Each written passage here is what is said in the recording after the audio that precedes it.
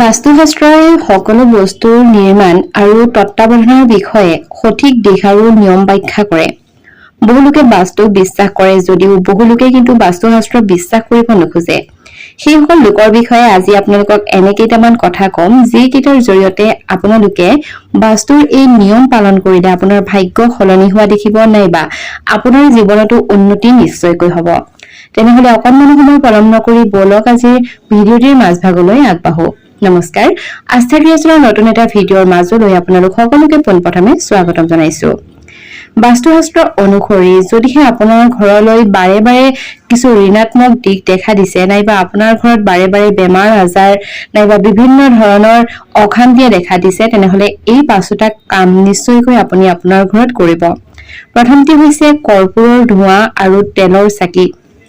বাস্তুশাস্ত্ৰ অনুসৰি ঘৰত যদিহে সপ্তাহত এবাৰকৈ কৰ্পূৰৰ ধোঁৱা দিয়া হয় তেনেহলে তাক শুভ বুলি গণ্য কৰা হয়। ইয়াৰ জৰিয়তে আপোনাৰ ঘৰত থকা নিগেটিভ এনাৰ্জিসমূহ নাশ হ'ব, লগতে আপোনাৰ ঘৰত থকা বিভিন্ন ধৰণৰ পোক পতংগ, মহ, মাখি ইত্যাদিও নাইকিয়া হ'ব।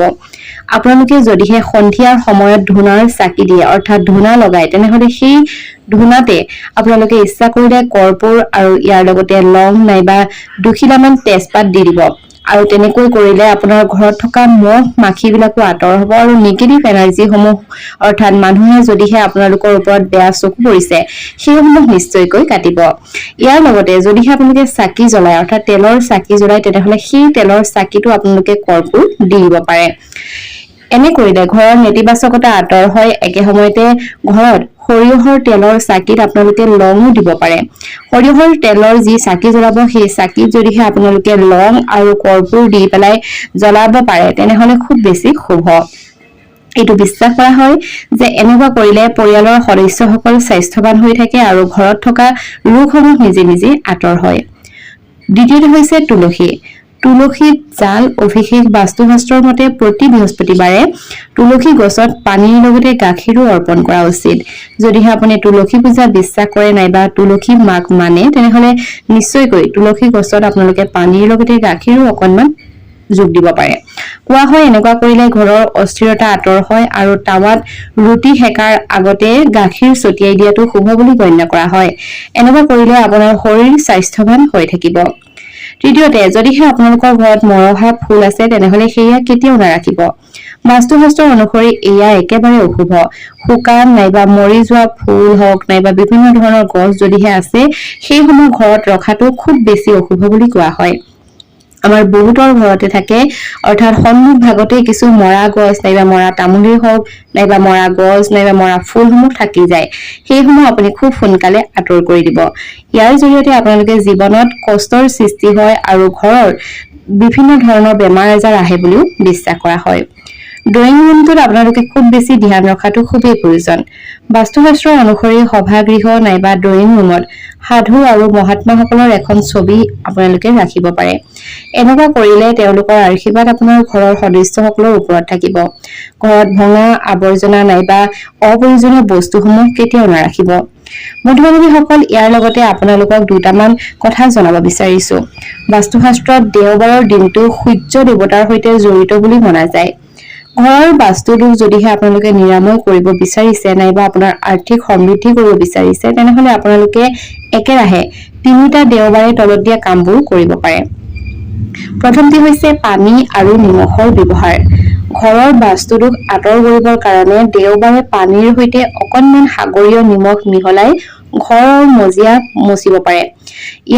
ইয়াৰ লগতে আপোনালোকে দেওবাৰ নহয় পেলাই আপোনালোকে বাকী সমূহ দিনত অৰ্থাৎ যিকেইদিন আপোনালোকে ঘৰ মোচে সেই ঘৰ মোচা দিনসমূহতো যদিহে নিমখ অকণমান দি পেলাই ঘৰটো মোচে তেনেহলে পোক পৰুৱাসমূহো আঁতৰ হ'ব, লগতে আপোনাৰ ঘৰত থকা বেয়া যিবোৰ বাস্তু দোষ সেইসমূহো নিৰাময় হ'ব। দ্বিতীয়টো হৈছে সূৰ্য দেৱতাক অৰ্ঘ্য প্ৰদান কৰা।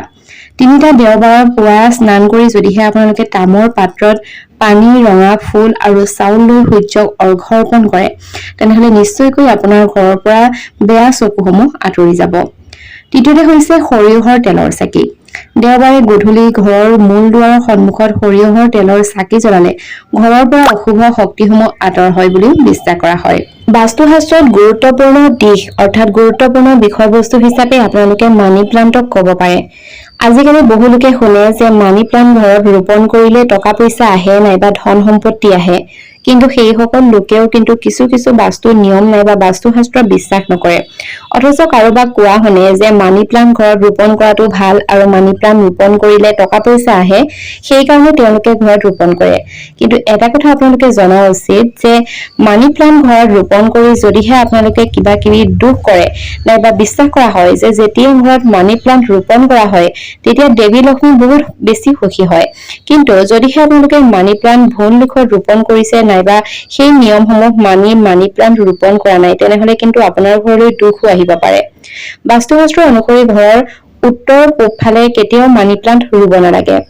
জ্যোতিষশাস্ত্ৰ মতে ই বৃহস্পতিক প্ৰতিনিধিত্ব কৰে আৰু লগতে এই দিশটো যিহেতু শুক্ৰৰ শত্ৰু বুলি গণ্য কৰা হয়, গতিকে শুক্ৰক বিলাসিতাৰ কাৰণ বুলি গণ্য কৰা হয়।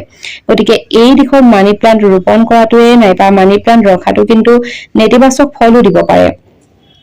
বাস্তুশাস্ত্ৰ অনুসৰি ঘৰৰ দক্ষিণ পূব ফালে অৰ্থাৎ অগ্নিকোণত মানি প্লাণ্ট ৰোপণ কৰাটো সদায় শুভ বুলি গণ্য কৰা হয়।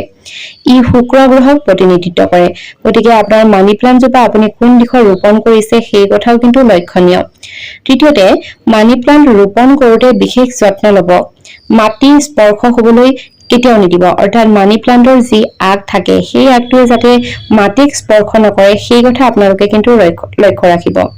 মাটি স্পৰ্শ কৰাটো বেয়া বুলি গণ্য কৰা হয়, গতিকে যেতিয়া ই বাঢ়িবলৈ আৰম্ভ কৰে তেতিয়া ইয়াৰ যত্ন লোৱাটো খুবেই প্ৰয়োজনীয়।